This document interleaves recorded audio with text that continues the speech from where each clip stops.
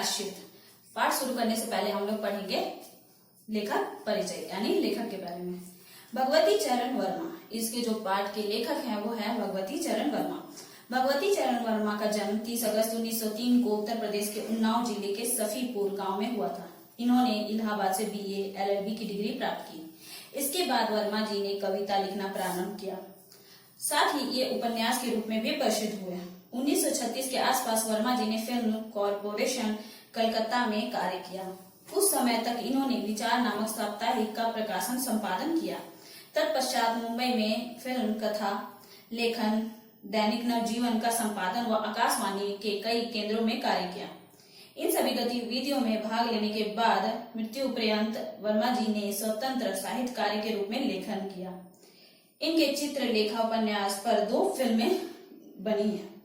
भूले बिसरे चित्र उपन्यास के लिए इन्हें साहित्य अकादमी पुरस्कार से सम्मानित किया गया। इनकी प्रमुख रचनाएं जो थी वो थी पतन, चित्रलेखा, टेढ़े मेढ़े रास्ते, अपने खिलौने व फिर नहीं आई सीधी सच्ची बातें इनके प्रमुख उपन्यास थे। मोर्चाबंदी जो कि कहानी संग्रह थे, मधुकन, प्रेम संगीत मानव जो कि काव्य संग्रह थे, वसीहत जो कि एक नाटक थे, और ये सारी इनकी प्रमुख रचनाएं हैं। अब हम पढ़ेंगे पाठ के बारे में। पाठ। कबरी बिल्ली घर भर में किसी से प्रेम करती थी तो रामू की बहू से, और रामू की बहू घर भर में किसी से घृणा करती थी तो कबरी बिल्ली से। रामू की बहू 2 महीने हुए मायके से प्रथम बार ससुराल आई थी। पति की प्यारी, सास की दुलारी, 14 वर्ष की बालिका। भंडार घर की चाबी उसकी करधनी में लटकने लगी। नौकरों पर उसका हुक्म चलने लगा और रामू की बहू घर भर में अब सब कुछ थी। सास जी ने माला ली और पूजा पाठ में मन लगाया।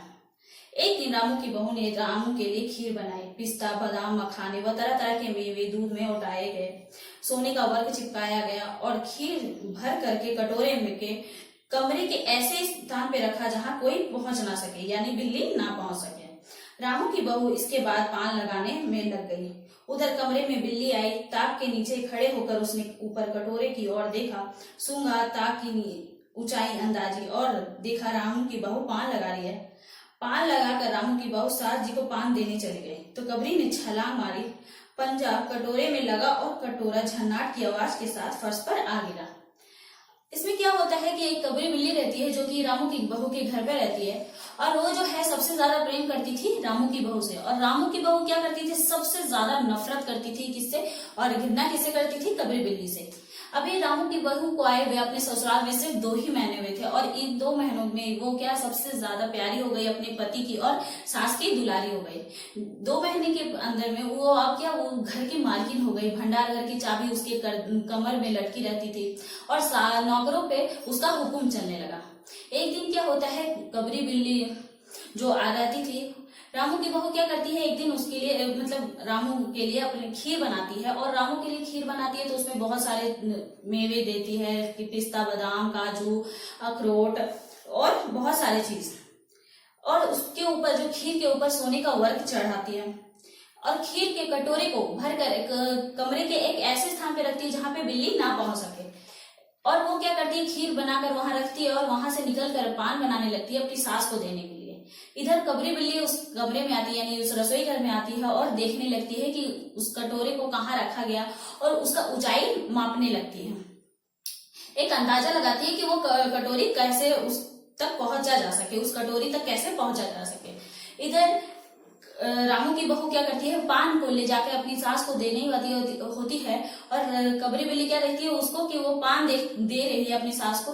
ये कटोरे पे झपट्टा मारती है और जैसे कटोरे पे झपट्टा मारती है, कटोरा झन्नाट की आवाज के साथ वो नीचे फर्श पर गिर पड़ता है। आवाज रामू की बहू के कान में पहुंची। सास के सामने पान फेंक कर वह दौड़ी। क्या देखती है कि कटोरा टुकड़े टुकड़ा हो गया, खीर फर्श पर, और बिल्ली डट कर खीर उड़ा रही है।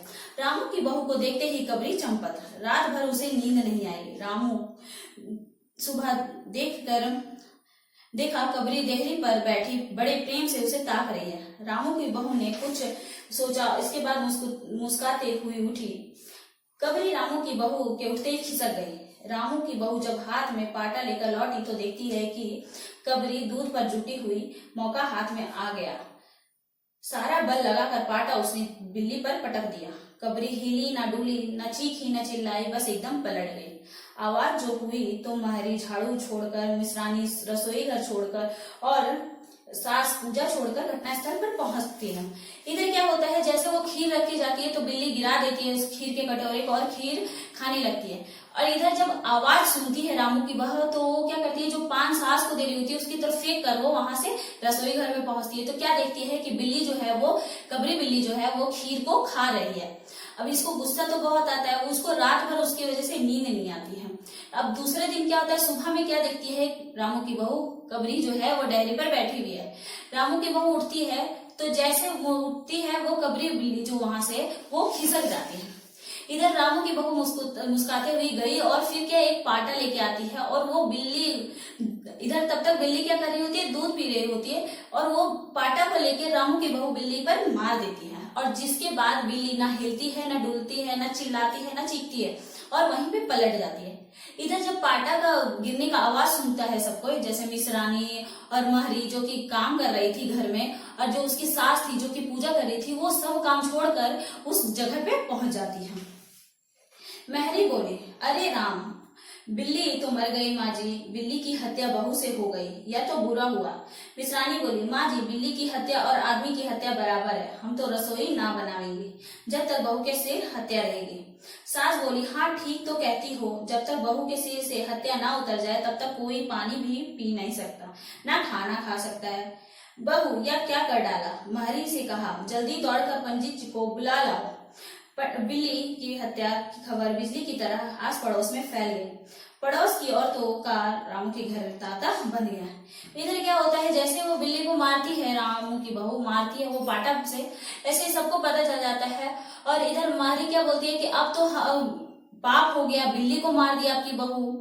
मिश्रानी बोलती है कि अब तो हम खाना भी नहीं बनाएंगे, आपकी बहू तो एक आदमी का मृत्यु, यानी जैसे बिल्ली को मारे है उसका मरना और आदमी को मारना एक बराबर है, इतना बड़ा पाप हो गया। और सास भी बोलती है, हाँ हाँ तुम लोग ठीक ही कह रही हो, यानी उसकी बात पे सहमति जताती है और कहती है कि हाँ बहू तो, और अपनी बहू से पूछती है कि क्यों बहू ऐसे क्यों किया तुमने। और इधर क्या होता है कि ये जो बात है वो पूरे पड़ोस में पूरे आग की तरफ फैल जाती है, यानी पूरे तरह से फैल जाती है।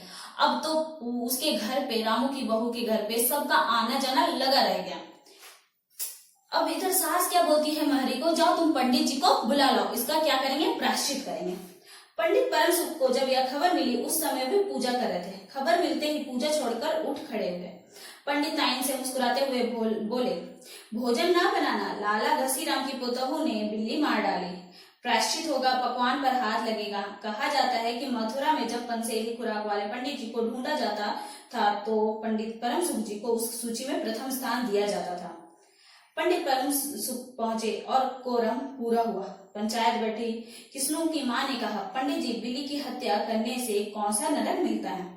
इधर क्या हुआ, जो महरी थी वो पंडित को बुलाने गई, तो जब पंडित के कान में ये बात पहुंची कि क्या हुआ, घसीराम की जो पुतह हुई यानी रामू की बहू जो है वो क्या की है, बिल्ली को मार दी है, तो ये खुश हो गए।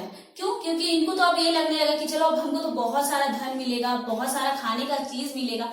ये खुश हो गए और अपनी पत्नी को कहते हैं कि अब तुम क्या करना है, आज भोजन मत बनाना, अब तो क्या होगा, बहुत अच्छा अच्छा पकवान मिलेगा। क्यों? क्योंकि वो अब प्रायश्चित के तौर पे वो बहुत कुछ ले सकते हैं। इधर क्या हुआ, पंडित परम सुख घर आते हैं, उसके बाद सभी शांत हो जाते और पूछने लगते हैं सभी पंडित जी से कि अब बताइए पंडित जी, ये जो बिल्ली को मारी इसके लिए कौन सा नरक मिलता है, और इतना बड़ा पाप हो गया, उसका कोई तो उपाय होगा, प्रायश्चित करना होगा। पंडित परम सुख ने पलटे, अक्षरों पर उंगली चलाई, माथे पर हाथ लगाया और कुछ सोचा। चेहरे पे धुंधलापन लाया, माथे पर बल पड़े, नाक सिकुड़ी गई और स्वर गंभीर हो गया। हरे कृष्णा, बड़ा बुरा हुआ। प्रातः काल ब्रह्म मुहूर्त में बिल्ली की हत्या, घोर भी पाक नरक का पाप है। रामू की माँ, यह तो बड़ा बुरा हुआ। पंडित क्या करते हैं, अब अपना पत्र निकालते हैं और उसके पन्ने पलटने लगते हैं और अपने उंगली पे ऐसे गिनने लगते हैं। क्या होता है, जब भी कोई पंडित जी आते हैं और अगर उनसे कुछ पूछा जाता है तो ऐसे ही वो पन्ना पलटते हैं और पत्र में देखते रहते हैं कि क्या करना है, उंगली पे ऐसे लगाने लगते हैं और कहते हैं कि हाँ, और उनका जो चेहरा होता है वो बहुत गंभीर हो गया था उस वक्त।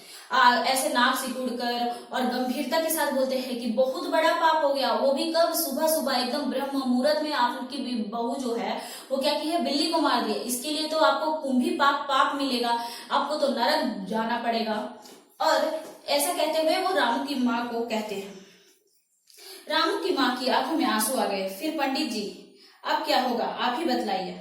पंडित परम सुख मुस्कुराए। रामू की माँ, चिंता की कौन सी बात है, शास्त्रों में प्रायश्चित का विधान है, सो प्रायश्चित से सब कुछ ठीक हो जाएगा। रामू की माँ ने कहा, पंडित जी इसलिए तो आपको बुलवाया था, अब आगे बताओ क्या किया जाए। इधर क्या हुआ, रामू जब पंडित का बात सुनती है रामू की माँ, तो रामू की माँ के आंखों से आंसू गिरने लगते। लेकिन पंडित बोलते हैं कि इसमें रोने की कोई बात नहीं है, क्या है, अच्छा पाप हो गया तो उसका प्रायश्चित भी होगा, इसका प्रायश्चित का जो हल है वो हम निकाल देंगे, आप चिंता मत कीजिए, और रोने का तो जरूरत नहीं है। इधर रामू की माँ बोलती है कि हाँ, इसीलिए तो पंडित जी आपको बुलाए हैं ताकि आप प्रायश्चित करवा सके। क्या किया जाए, यही कि एक सोने का बिल्ली बनवा कर बहू से दान करवा दी जाए। जब तक बिल्ली ना दे दी जाएगी तब तक तो घर अपवित्र रहेगा। बिल्ली दान देने के बाद 21 दिन का पाठ हो जाए। चुन्नू की दादी ने कहा, हाँ और क्या पंडित जी, ठीक तो ही तो कहते हैं, बिल्ली अभी दान दे दी जाए और पाठ फिर हो जाए। रामू की माँ ने कहा, तो पंडित जी कितने तोले की बिल्ली बनवाई जाए। इधर क्या हुआ, पंडित जी पूरा विधान बताते हैं, प्रायश्चित करने का तरीका बताते हैं। तो बोलते हैं कि अब बिल्ली बनाया मारे है तो एक बिल्ली को, सोना का बिल्ली जो है वो बनवा दिया जाए, और उसको क्या करना चाहिए, उसकी बहू यानी रामू की बहू के हाथ से ही छू के दान कर दिया जाना चाहिए, और 21 दिन का पाठ हो जाएगा, तो इससे प्रायश्चित हो जाएगा। इधर छन्नू की दादी भी उसके बात पे हाँ में हाँ मिलाती है पंडित जी के बात पे कि हाँ इतना तो करना ही पड़ेगा, क्योंकि बिल्ली को मारा है, इतना बड़ा पाप किया है तो प्रायश्चित तो थोड़ा करना ही पड़ेगा। तो रामू की माँ पूछती है कि अच्छा पंडित जी बताइए, सोने की जो बिल्ली है वो कितने तोले की होगी, यानी कितना वजन होगा उसका। पंडित परम सुख जी मुस्कुराए। अपनी तोन पर हाथ फेरते हुए उन्होंने कहा, बिल्ली कितने तोले की बनवाई जाए। अरे रामू की माँ, अब कलयुग आ गया है, धर्म कर्म का नाश हो गया है, श्रद्धा नहीं रही है, कम से कम 21 तोले की बिल्ली बनवा कर दान कर दो, और आगे आपकी श्रद्धा। रामू की माँ ने आंखें फाड़कर देखा और कहा, अरे बाप रे, 21 तोला सोना, यह तो बहुत है, तोला भर की बिल्ली से कम नाम निकलेगा। इधर पंडित से जो है वो बहुत मुस्कुरा रहे थे, पूरा अपना पेट पे हाथ फेर रहे थे और कह रहे थे, अरे हाँ, ऐसे भी आज के समय में तो कोई मानता नहीं है, कलयुग में तो ऐसा कुछ माना नहीं जाता है, लेकिन फिर भी प्रायश्चित तो करना ही होगा, ऐसा शास्त्र में लिखा गया है। तो क्या करना, आप 21 तोले की जो बिल्ली है वो बनवा के दे देना। इधर क्या करती है, रामू की माँ बोलती है, रामू की माँ परेशान हो जाती है, उनकी तरफ देखने लगती है आश्चर्यचकित होकर, बोल 21 तोला, इतना तो नहीं होगा पंडित जी, 1 तोला सोना का बिल्ली दे सकते हैं। पंडित परम सुख मुस्कुराए और बोले, रामू की माँ, 1 तोला सोने की बिल्ली, अरे रुपयों का लोभ बहू से बढ़कर है क्या, बहू के सिर पर बड़ा पाप है, इसमें इतना लोभ ठीक नहीं। मोल तोल शुरू हुआ और मामला 11 तोले की बिल्ली पर ठीक हो गया। इसके बाद पूजा पाठ की बात आई। पंडित परम सुख ने कहा, इसमें क्या मुश्किल है रामू की माँ, मैं पाठ कर दिया करूंगा, पूजा की सामग्री आप हमारे घर भिजवा देना। इधर पंडित जब सुने कि रामू की माँ बोली 1 तोला सोना का बिल्ली चाहिए, दे देंगे, लेकिन परम सुख क्या बोलते, क्या रामू की माँ, तुम है ना इतना बिलोव कर रही हो, तुम्हारे लिए क्या सोना का बिल्ली ज्यादा जरूरी है या बहू जरूरी है, इतना लोग भी ठीक नहीं है, प्रायश्चित भी करना है तो तुमको तो इतना खर्च करना ही पड़ेगा और बिल्ली दान में देना ही पड़ेगा। फिर दोनों में आपस में तोल मोल होता है, दोनों एक दूसरे से बोलते हैं नहीं इतना चाहिए उतना करके, लेकिन लास्ट फाइनल क्या होता है, 11 तोले सोने की बिल्ली के बाद। अब इधर बोलते हैं कि और पूजा पाठ में पंडित जी बोलते हैं कि इतना पूजा पाठ में और क्या चाहिए, 21 दिन जो पूजा पाठ होगा उसका सामग्री आप क्या करिएगा, मेरे घर पे भिजवा दीजिएगा। पूजा में सामान कितना लगेगा। अब इसकी माँ क्या पूछती है कि पंडित जी बताइए कि पूजा का सामान में क्या क्या लगेगा। अरे कम से कम सामान में पूजा कर देंगे। दान के लिए 10 मन गेहूं, 1 मन चावल, 1 मन दाल, मन भर तिल, 5 मन जौ, 5 मन चना, 5 पसेरी घी और मन भर नमक ही लगेगा। बस इतने में ही काम चल जाएगा। अरे बाप रे, इतना सामान पंडित जी, इसमें तो 150 रुपए खर्च हो जाएंगे, रामू की माँ ने रुआसी होकर कहा। इधर क्या हुआ, पंडित जी पूरा लिस्ट बताते रह गए, 5 मन गेहूं, जौ, 5 मन जौ, 1 मन चावल, 5-10 मन गेहूं और भी बहुत सारे लंबी लंबी लिस्ट बताते गए। इधर क्या हुआ, लिस्ट का नाम सुनते ही जो रामू की माँ थी वो रुआसी हो गई, यानी रोने जैसा उसका शकल हो गया। वो बोलती है कि पंडित जी इतना तो मेरे से नहीं हो पाएगा, वो भी 150 रुपए खर्च हो जाएंगे, पर इससे कम से तो काम ना चलेगा। बिल्ली की हत्या बड़ा पाप है, खर्च को देखते वक्त पहले बहू के पाप को भी देखो, यह तो प्रायश्चित है, कोई हंसी खेल थोड़ी है।